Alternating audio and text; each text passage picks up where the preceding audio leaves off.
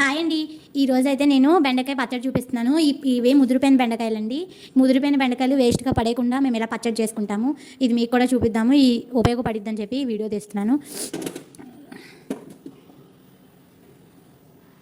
ముందుగా స్టవ్ వెలిగించుకోవాలి,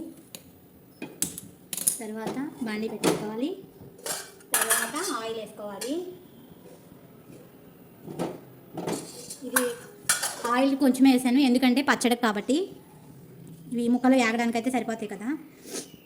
నేనైతే పచ్చిమిరపకాయలు వేసుకుంటున్నాను. తర్వాత బెండకాయ ముక్కలు, ముదిరిపోయిన బెండకాయ ముక్కలు వేసేసానండి. ఇవి పడేస్తారు చాలామంది, మేమైతే ఇలా పచ్చడి చేసుకుంటాము. ఇదేందో పాడైనట్టుంది, ఇలా వేసేసుకోవాలి.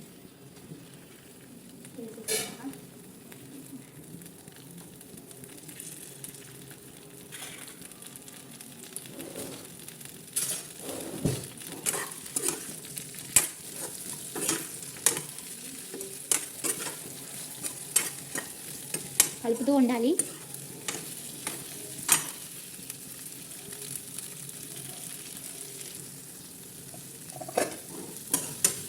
ఇలా వేపేసుకోవాలండి.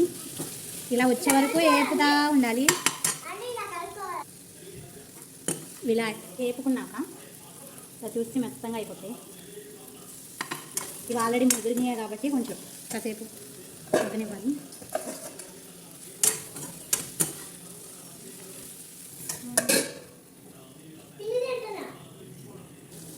ఇలా వేపేసుకున్నాక ఆపేసుకోవాలి. నేనైతే ఆపేసాను. కొంచెం ఆరాక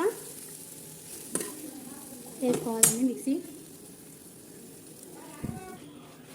ఇదిగో చల్లారిపోయింది కదా, ఈ చల్లారిపోయింది మిక్సీలో వేసేసుకోవాలి. మొత్తం అన్నీ కలిపి వేసేసుకోవాలి.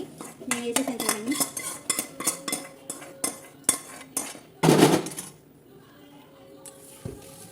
వేసేసుకున్నాక దీంట్లో ఇలాగా వెల్లుల్లి రెబ్బలు ఇలా ఒలిచిపెట్టుకోవాలి. మేమైతే ఒలిచిపెట్టుకున్నాం. ఒలిచిపెట్టుకున్నాక చింతపండు గుజ్జు కూడా ఉంది. చింతపండు గుజ్జు ఇదిగోండి, ఇంత వేసుకున్నాను నేను. చింతపండు గుజ్జే అవసరం లేదు, చింతపండు అయినా వేసుకోవచ్చు. నేనైతే గుజ్జు తీసి పెట్టుకున్నాను. ఓకేనా. ఉప్పు వేసుకోవాలి.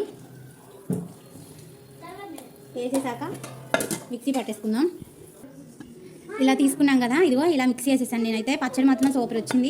ఒకసారి ఇలా ట్రై చేయండి. చిన్నపిల్లలు ఎవరైనా బెండకాయ ఫ్రై తినరు. మా అబ్బాయి అయితే అసలు బెండకాయ ఫ్రై తింటారు. ఇలా పచ్చడి చేస్తే మాత్రం బాగా తింటారు. బెండకాయలు ఇష్టం లేని వాళ్ళు కూడా తింటారు ఇలా పచ్చడి చేస్తే. ముదిరిపోయే బెండకాయలు వేస్ట్ చేయకుండా ఇలా మనం పచ్చడి చేసుకోవచ్చు. చాలా బాగుంటుంది. ఒకసారి ట్రై చేయండి. సబ్స్క్రైబ్ చేసుకోవడం మాత్రం మర్చిపోకండి. లైక్ చేయండి, షేర్ చేయండి.